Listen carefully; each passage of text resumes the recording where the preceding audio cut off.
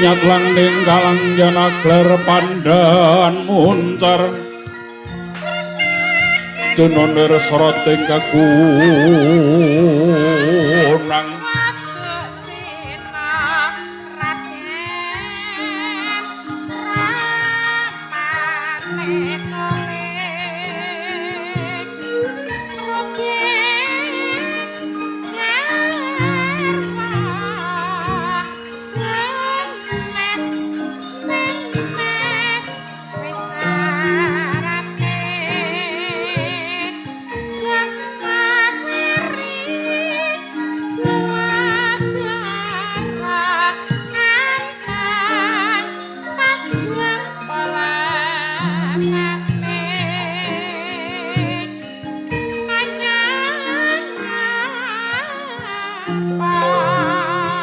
Seremnan padang kasolan pacaring gegono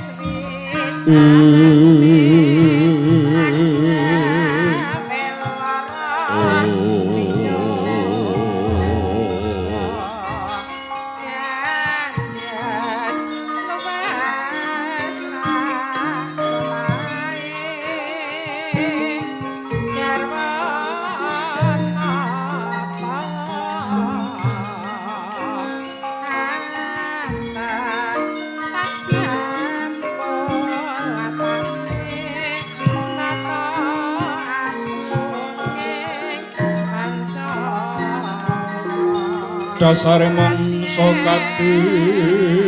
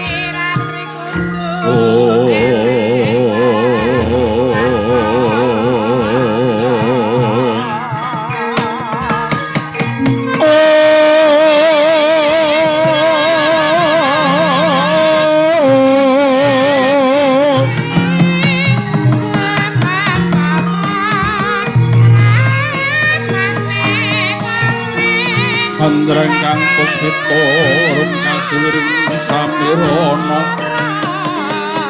Sekar gadung kongas gandanyo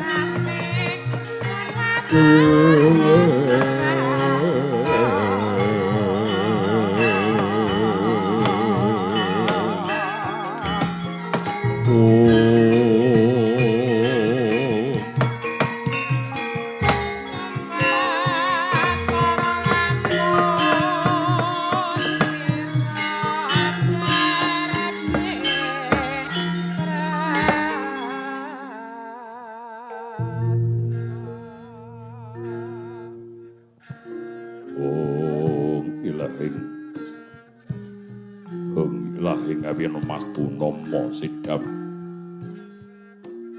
Mastu silat pringgiwang jagat karono sirang tondo kawisaning pisana sono sinau klangan mila besmasil stantun lampahe kuda jinantur tutur tatelo tulat pengleting para dewi Nursita ngupama pares korba tuming jaman purwa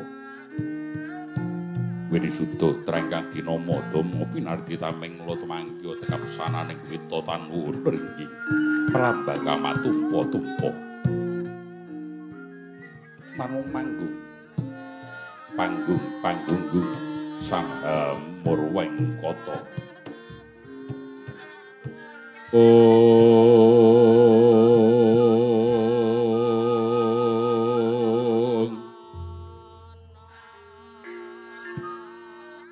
Yasrep tata pitana nyak sepini swasana srana ngakluhring kagunan yekti ing kono ana purwa perane carita saking Serat Mahabharata ananging punika ta jakating wayang purwa ingkang ugi sinebat Ringgit Purwa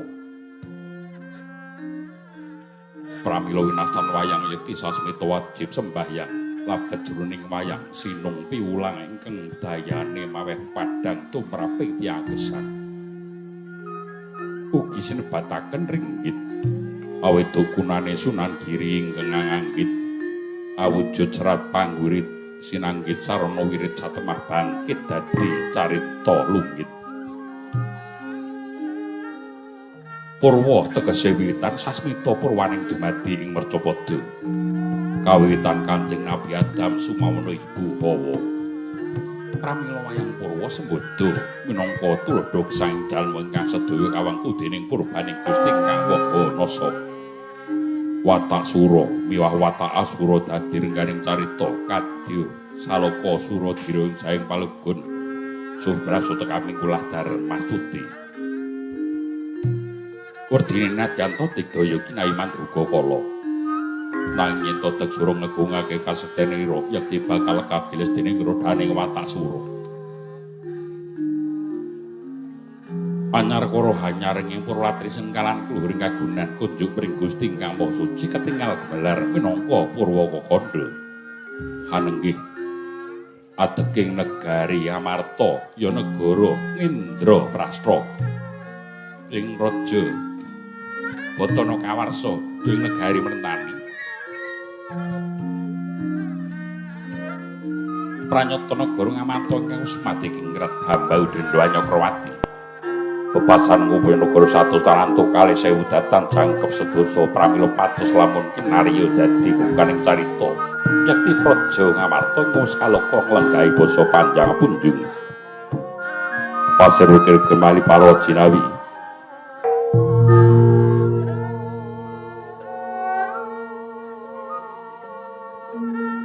Tata Karta Raharja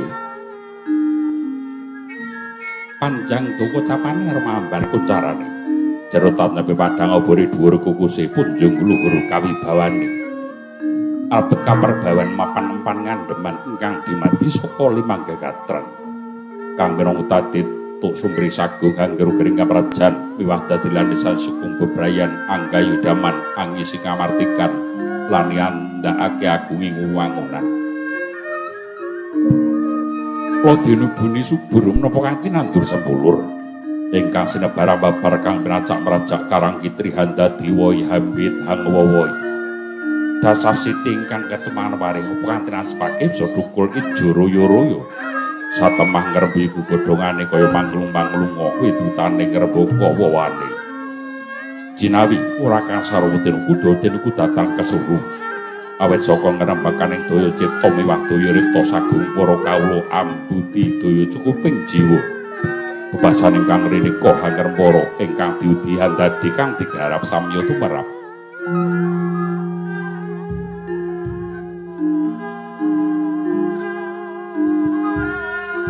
kemanyandra lakon ingkang samya lampah dagang layarane ngrina pantaring latri yekti tanah ana kendhate awet tebe saking sangsane margitang wonten ingkang tumindak Durjana Juti. Ripanyandra para kawula ingkang sami pacak bal wisma. Jero Kitha Raja Cinandra banjuke tepung taritis tumpang tang sambung bantaraken ngatrep jejel uyel-uyelan. Nanging parentatan ana kanandha kirang boga miwawastra. Kemanyandra kang sami lampah dagang lairan ingkang sami sengkut gemergut ngupaya pangupa jiwanut marang kabisane dewi-dewi. Tata kene sagung kawulane negara sanyarira andheming bangsa lan angger-gerik praja sedaya padha kono marang mapan pane. Wewenang lan kewajiban itu prabangsa kelawan negarane. Satemah praja ngamarta manggih rarja yakti tebih sekang parang muka caket parang katentreman.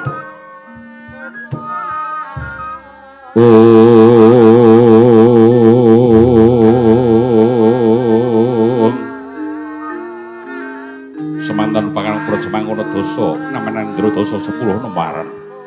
Sri Narpati negari ngamarta nang jejuluk Prabu Puntadewa ya Sinebo sang janing para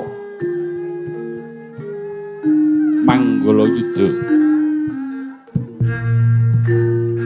nenggih kang keparang prapting praja ngamarta Nalendra Mandura jejuluk Prabu Baladewa ya Prabu Balarama Resi Curiganata kawistara jajar lenggah lan panenggah Pandhawa Raden Werkudara Wah asih bani satria sekembaran Raden Nakula Sedewa Raden Harityaki ingkang sami marang Abiyantara kacarita sang nata parang medhar pandika kang Repatandra horeg sangjar Wajabala ngeksek pasibanira wong-wong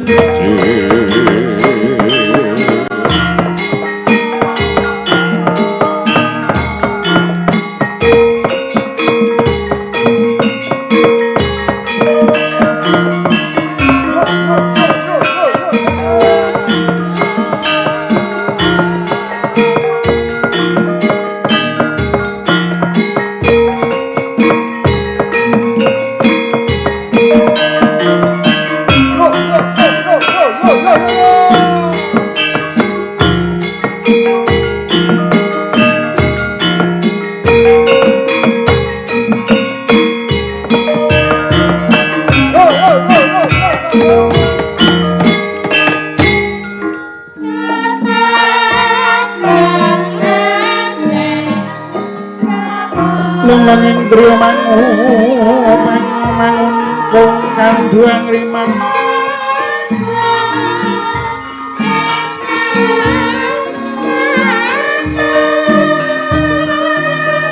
lorweno kang kalanen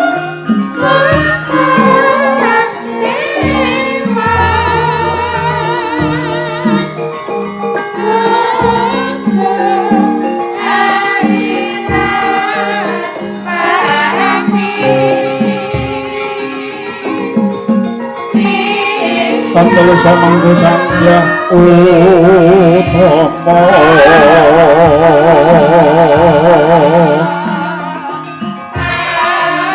sang mata modus ngrapa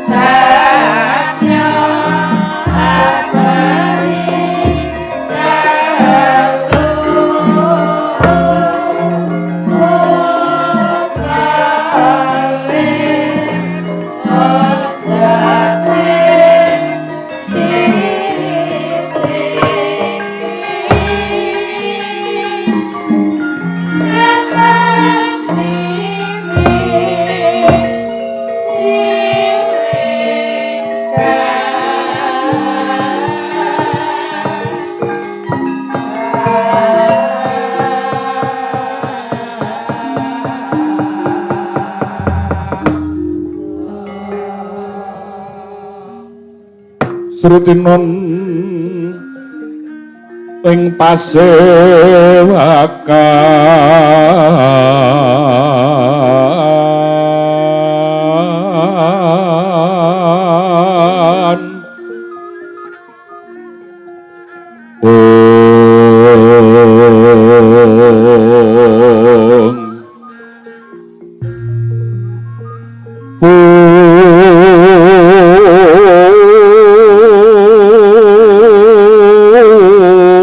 sono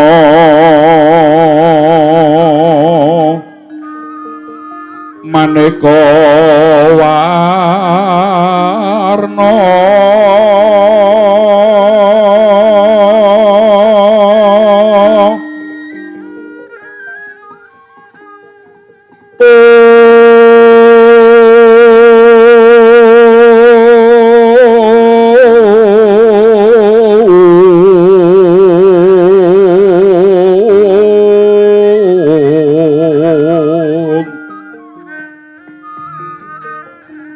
Subak puspiting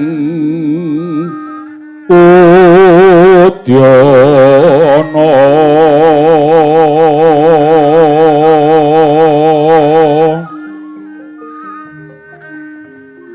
nyapancrah kang sarwa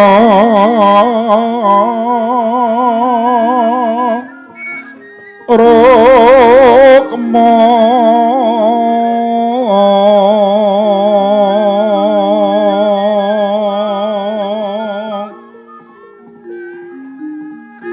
renggeng kencana manik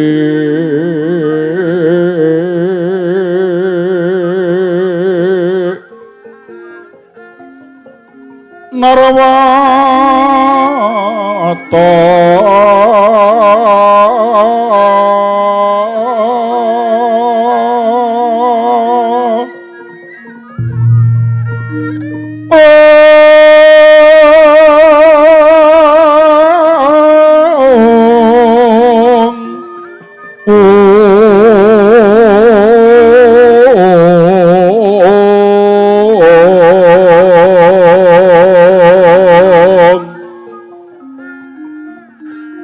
Obro prabanyo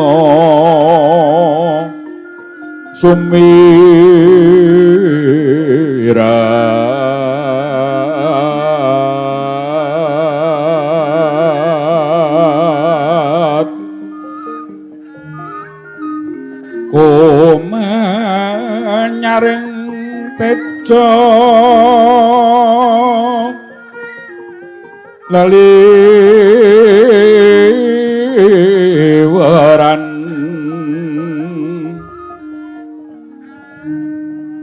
lir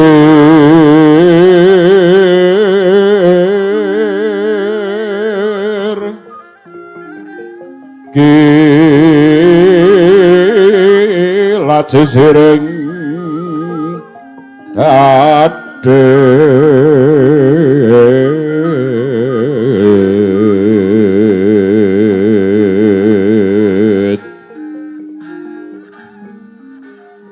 wimbo kekondo ambre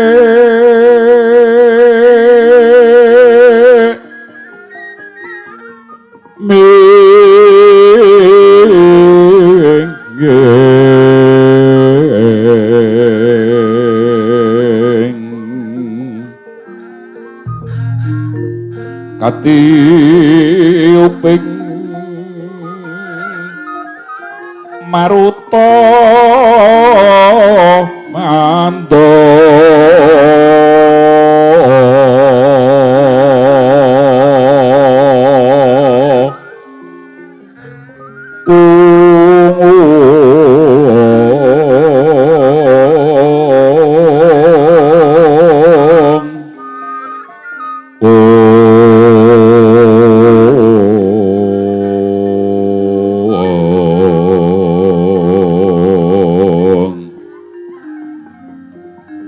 separan kang mangambar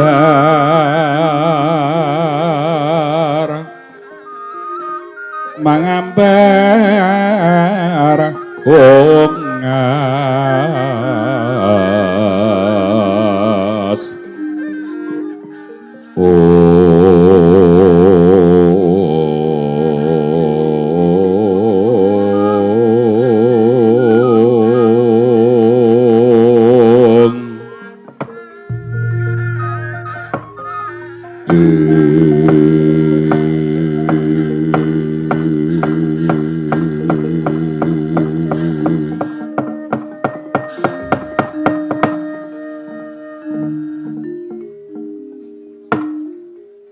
Yuang Agung paring payung mring jiwanggo kula sakadang Pandhawa sumrambah para kawula dasih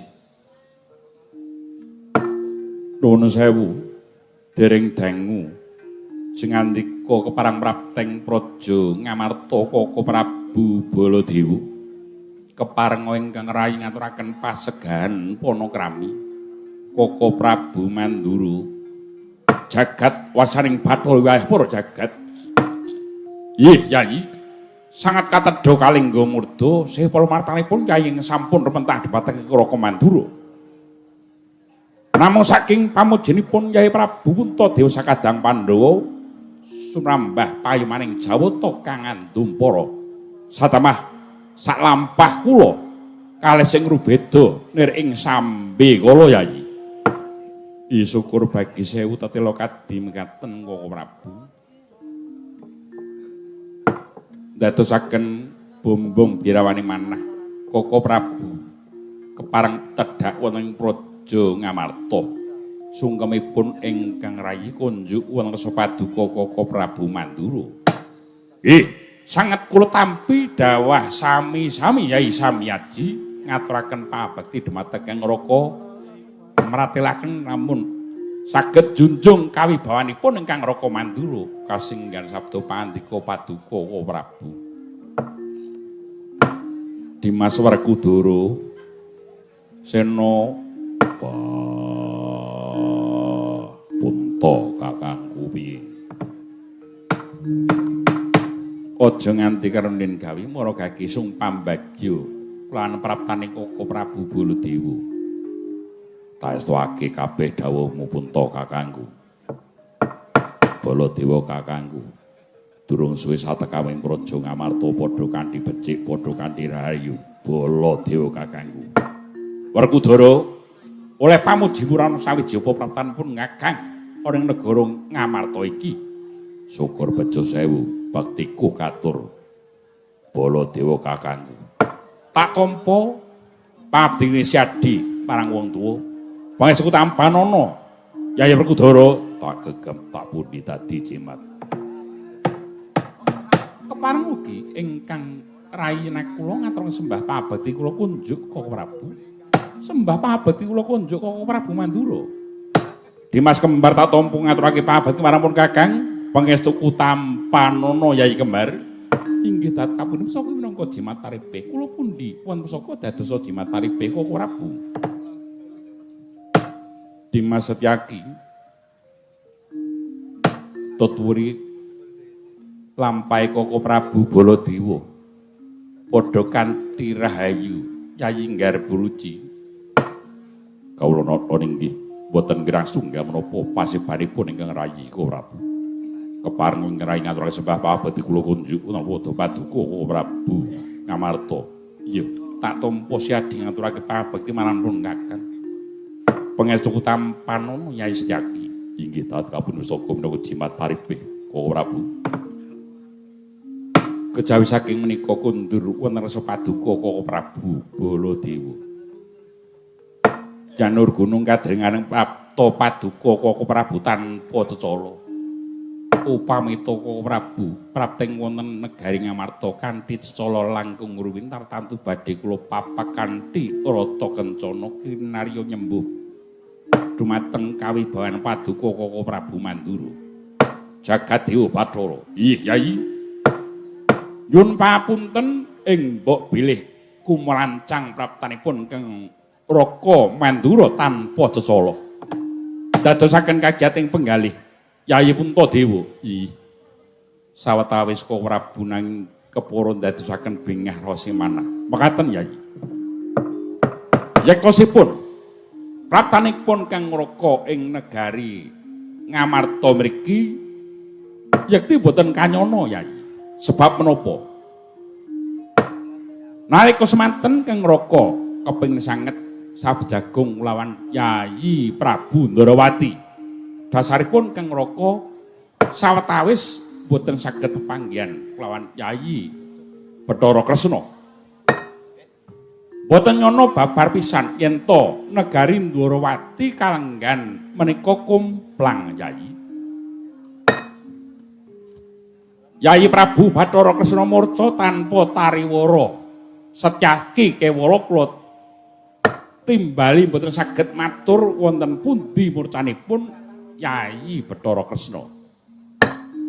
Satemah Dimas Setyaki kula kanthi suwan wonten praja Ngamarta kalenggan menika yektosipun namung badhe aturuninga yen to Yayi Bathara Kresna murca tanpa ketandha.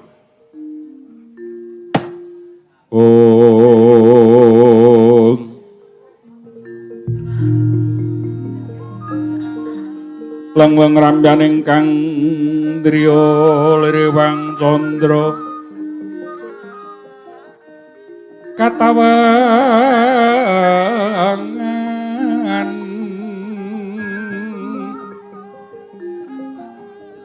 sumoing tias kang katuritan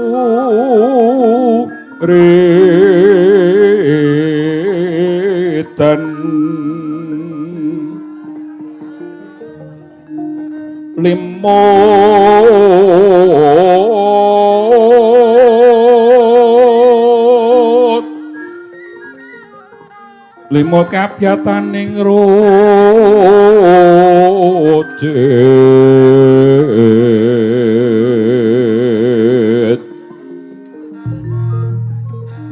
reming driya manawon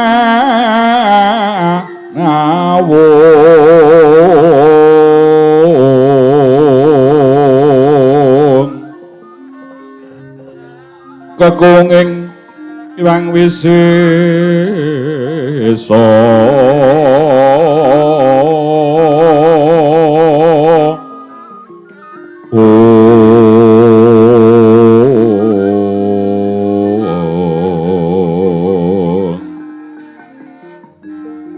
tanana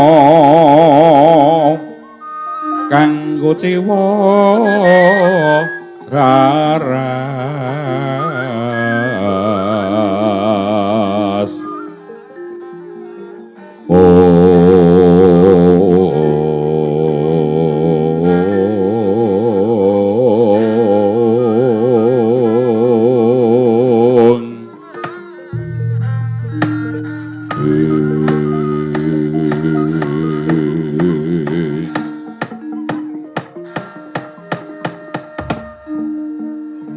Koko Prabu Jejimat Punden Koko Prabu Baladewa mboten nyono babar pisan lamun kalenggan samangke Koko Prabu Sri Bathara Kresna murca tanpa tariwara. Koko Prabu inggih kados pundi Yai? Kamangka ing samangke para kadang Pandhawa gadah gegayuhan ingkang dereng saged dipun gayuh karana wantah lamun ta mboten dipun ayomi Koko Prabu Bathara Kresna. Aduh Yayi, lajeng gegayuhan menika menapa tumunten kula aturi paring pandika mbok bilih Kang Ngraka saged kinarya sulih salira Yayi Bathara Kresna tumunten ingkang Ngraka badhe sabiyantu. Dimas Werkudara piye Yayi? Wah, ya yen to kanane kaya mangkono ora ana alane. Yen to Baladewa kakangku dadi sulih salira. Kresna kakangku ingkang murca. Tak kira gandeng Kresna kelawan Baladewa kakangku iki isih tunggal Yayah Rina. Ing kono ora ana bedane antarane Kresna karo Baladewa. Punta kakangku kaya mengkono dadi aturku. Iya. Yen to kaya mangkono Yayi, pun kakang mung sarujuk apa kang dadi aturmu. Dimas Nakula kepiye? Iya kula namung jumurung ngersa paduka Koko Prabu Puntadewa. Dalah Koko Prabu Baladewa ing samangke kinari sulih sarya Koko Prabu Ndorowati kula semanggaken. Mengkono Dimas Nakula. Dimas Sedewa kepiye Yayi? Munggo saka aturmu. Nggih, nyuwun pangapunten. Najan to Koko Prabu Baladewa menika tunggal Yayah Rina dhumateng Koko Prabu Bathara Kesenanging yektosipun samangke ugi badhe benten. Sebab menapa? Kawicaksananipun benten kelawan Koko Prabu Bathara Kesna. Nanging yen to para kadang Pandhawa badhe pitados Koko Prabu Baladewa kinari sulih salira kula semanggaken. Dimas Sedewa kaya mangkono Yayi. Koko Prabu kados pundi Yayi? Kawoning ngono gandeng padu sampun sagah minangka sulih salira Koko Prabu Bathara Kresna ingkang katemben murca ingkang rayi para Pandhawa ing samangke yektos gadah gegayuhan inggih menika ngupadi katentreman kanthi sarana tuwuning wayu tirta kamandanu Prabu wae ladalah jagat Dewa Bathara badhe ngupaya wahyu katentreman kasebat wahyu tirta kamandanu inggih mekaten. Lah menika yektosipun gegayuhan ingkang luhur Yayi. Awit katentreman menika wonten pundi papan dipun upadi.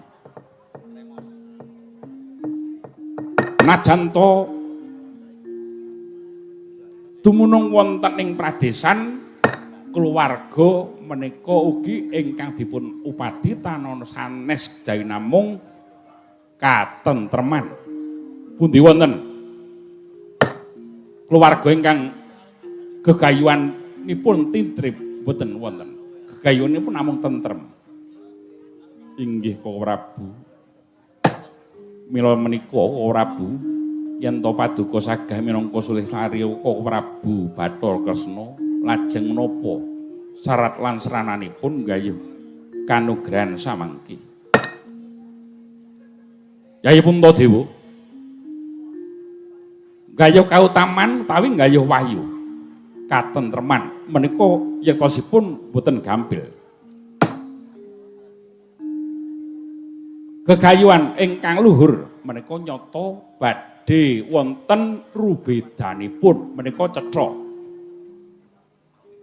Pramila kedah dipun lambari kanthi priatos pasrah marang panguwasaning dat kang amoring dat mung samangke Jawata paring payung lan saged kasembadaning sedya para Pandhawa nggayuh wahyu katentreman ingkang sebat wayu tirta kamandanu inggih linambaran kanthi priatos tetulung marang sak padha-padha ngrumaosi yang gesang menika mboten saged gesang piyambak turta dipun paringi gesang dumateng Gusti Kang Murbeng dumat pramila mun ngantos kendhat anggenipun meminta marang sih panguwasaning Gusti Kang Akarya Loka mekaten Koko Prabu mereka kenging pisan ingkang ngraka nggenipun ngayomi dumateng para Pandhawa kanthi cundhuk inggih menika pusaka Ngamarta Jamus Klimasada. Mila samangke saged kiat anggen kula nglampahi ngayomi dumateng para kadang Pandhawa. Dimas Werkudara piye kanthi srana kaya mangkono kang dadi pangandikane Koko Prabu Baladewa ingkang angka loro yaiku kudu aku masrahake Jamus Klimasada lawan Koko Prabu Baladewa kang kinarya pangayom. Wah, para gage pasrana. marang Baladewa kakangku. Sebab apa Baladewa kakangku iku uga wong tuaku ya wong tuamu. Tak kira ora bakal nyemplungake jurang kasangsayan. Mula enggal ngorogake pasrahno. Siadi sarujuk Yayi, sarujuk.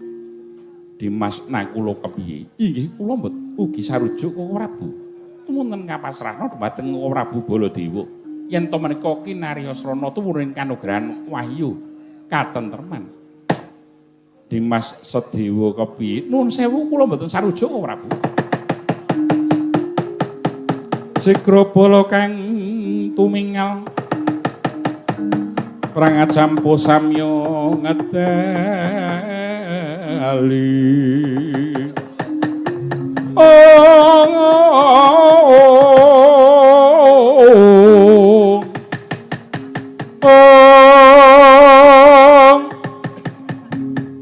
Lir tatit wileting godhong danyangkung mangoncang niti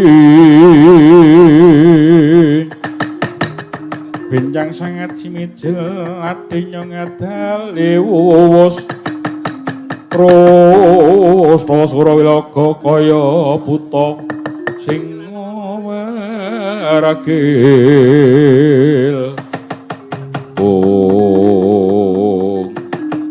Koko Prabu kepareng ingkang rayu ragil sumelatur yen to Koko Prabu Puntadewa dalah para kadang sedaya sampun pinados dumateng Koko Prabu Baladewa menika kula mboten gadah wenang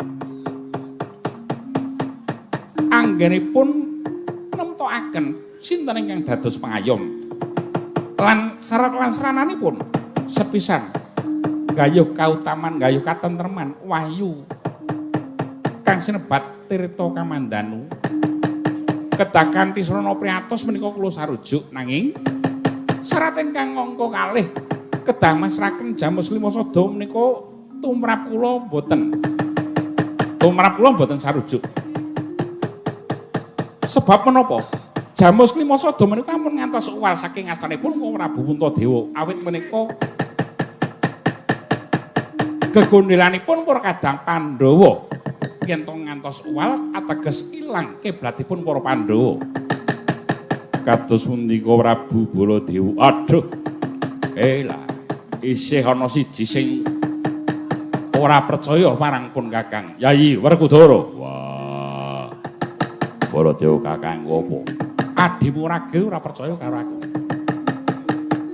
Aku saguh dadi payom nanging kudu cunduk pusaka ngamarta Jamus Lima Sada. Nanging adimu Sedewa ora ngeparengake. Iku aku ora dadi apa? Aku ora dadi pangayom ora apa-apa. Aku ora dadi gantine Yayi Bathara Kresna ora dadi apa? Malah kepara kepenak. Ora kangelan mikir. Wah, Sedewa marporine.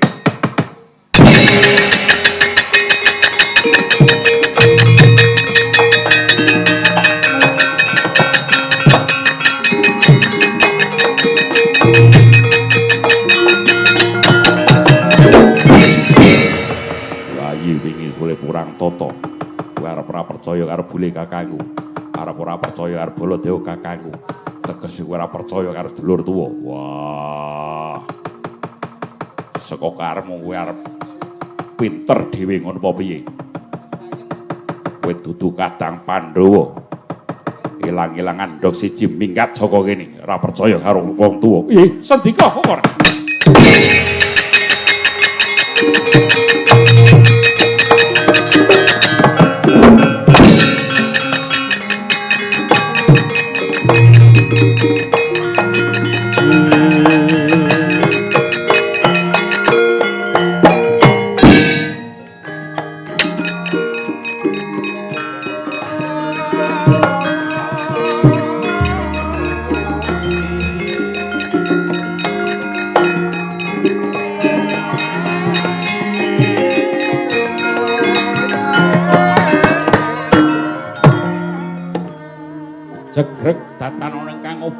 Pranana kang musik awit saking dukane Raden Werkudara dhumateng ngrayi ragil nenggih Raden Sedewa satemah tinundung saking praja Ngamarta auta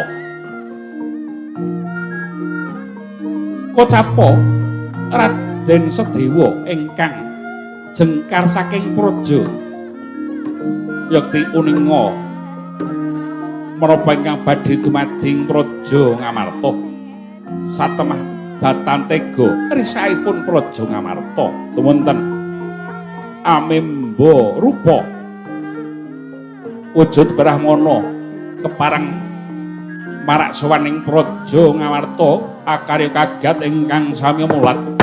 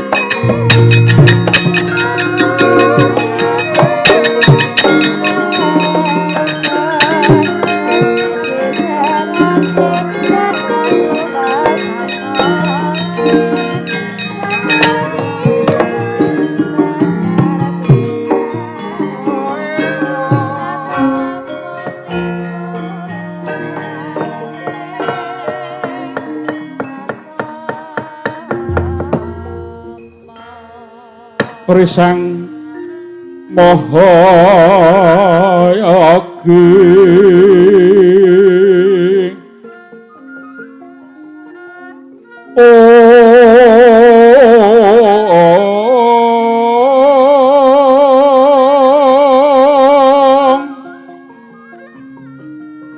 Sawasya Sumeti mungging patrabaan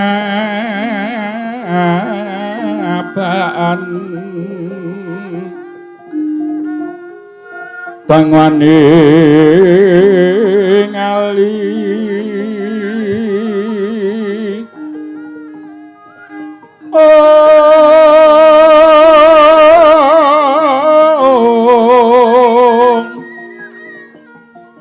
wijiling sasongko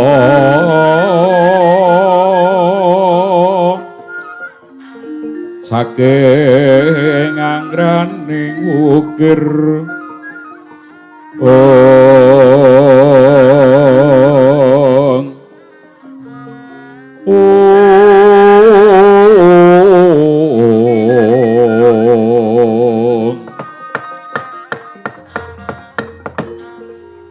nuwun sewu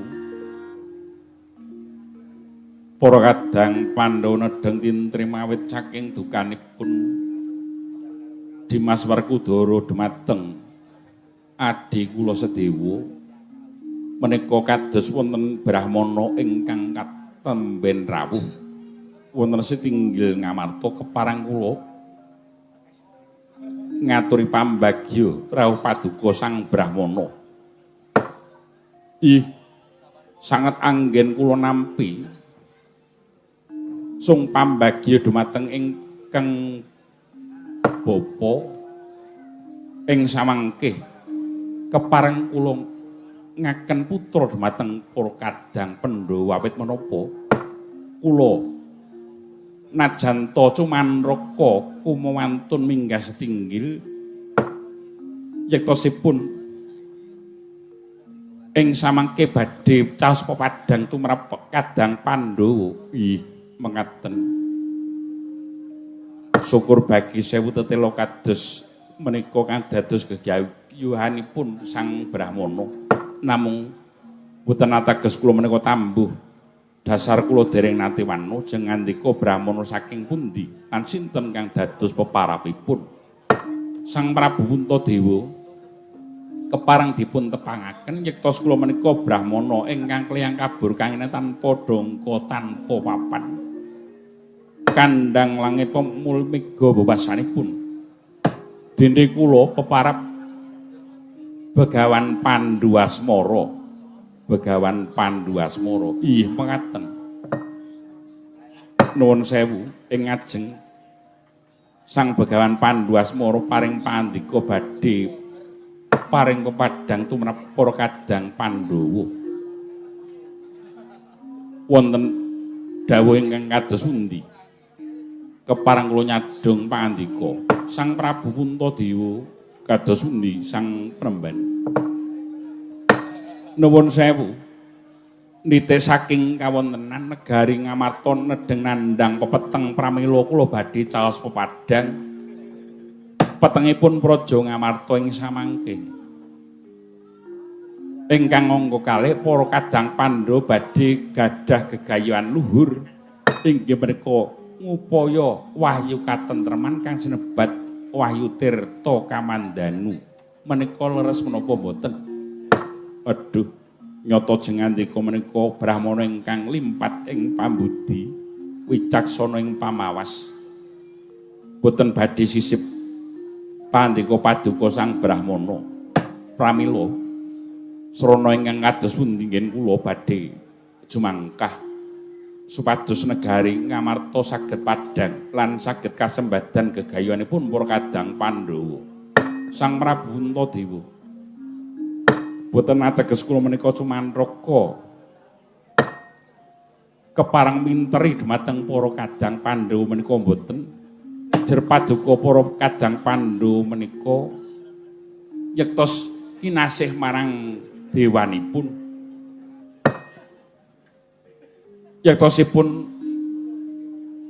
negari Ngamarta menika ingkang nedeng nandhang pepeteng saged padhang yen to para Pandhawa saged wicaksana lan mangertos wonten dom sumuping banyu ingkang lumebet ing praja Ngamarta.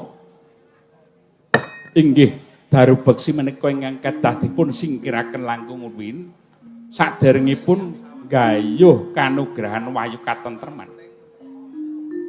Bebasan negari Ngamarta menika kula ibarataken glogo ketul suban ruyung. Wonten jejering kadang ingkang samangke badhe sabiyantu nanging sejatosipun badhe damel ringkih praja Ngamarta tartantu namung badhe budidaya lenanipun para Pandhawa sesembahan kula. Cocemuntap lir kinetap kumedhut padoning ladi.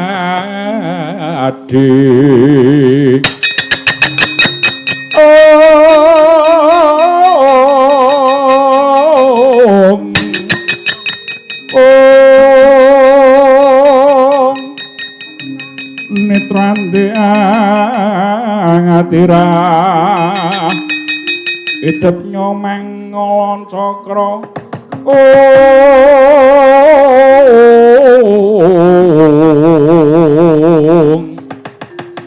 muka kabaranang lir sekar wurawari sinupeteng marang sagedeng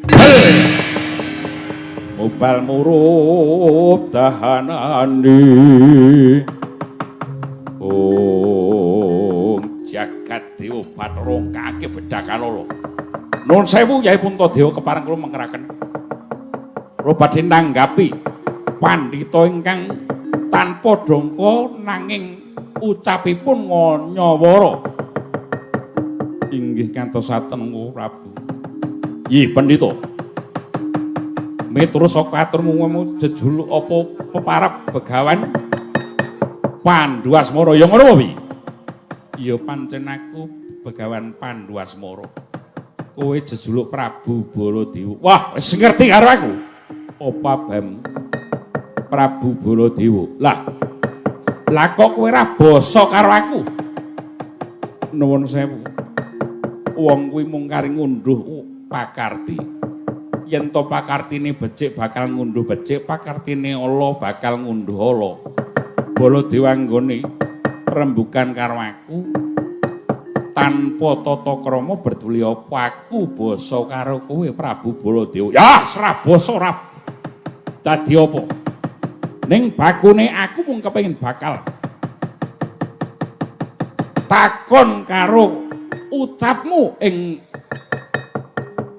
ngarep yen to negara Ngamarta iku nandhang pepeteng merga ana dom sumuping banyu.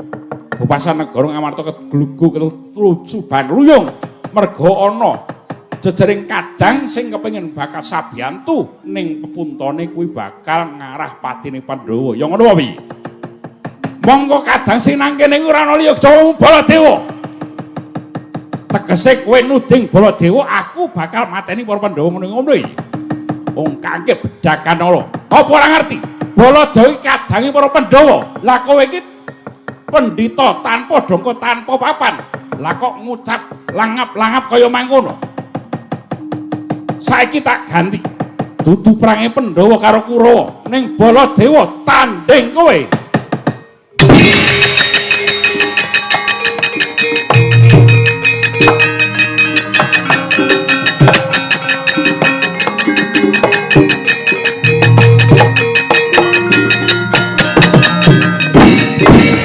Prabu Baladewa.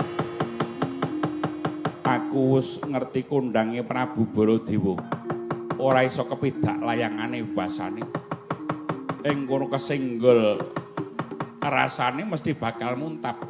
Nanging aku ora bakal mundur yen to kaya ngono kahanane arep kepiye. Wes ora patut banget. Metu coba glandang negara piye.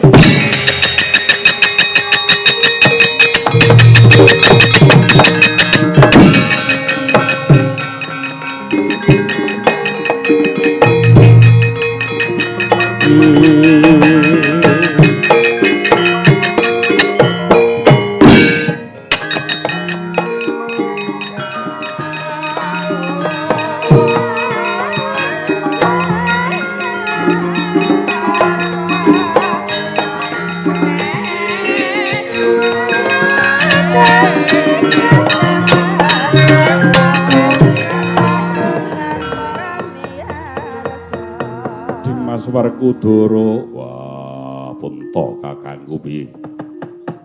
Ora nyono babar pisan. Koko Prabu Baladewa ingkang rembuke sekawit bakal ngayomi para kadang Pandhawa nanging ana jalarane sepisan adikku Sedewa ingkang ora trima kepara tok tundung murca saka negara Ngamarta tok tundung lunga nganti Sedewa oncat saka Paseban. Wis ben perkara kuwi rasah digagas. Bocah ragil manut kedulur tuwa. Iya. Najan to aku duwe rasa kuciwa merga saka murcane Dimas Sedewa. Nanging sawetara bisa urmasa lega ana praptane Brahmana iki mau nanging uga ora nyono dadi klera-kleruning rembug lawan Prabu Baladewa mangsa bodho Werkudara anggone mranata katentremaning praja Ngamarta. Wah, ya. Yen to kaya ngono kan dadi dawuhku njaluk pamit metu njaba luwih dhisik. Sabiyantu Baladewa kakangku gawe tentrem Ngamarta mangsa bodho Yayi Werkudara. Dimas Setyaki ewang-ewang kono gawe tata titi tentrem praja Ngamarta ngestuaken dawuh Prabu kepareng Rayi Madal Pasilan. Dimas Nakula wonten dawuh Prabu derekna pun kakang manjing gedhaton manengku puja brata kanthi hasanti gayuh mulyaning praja.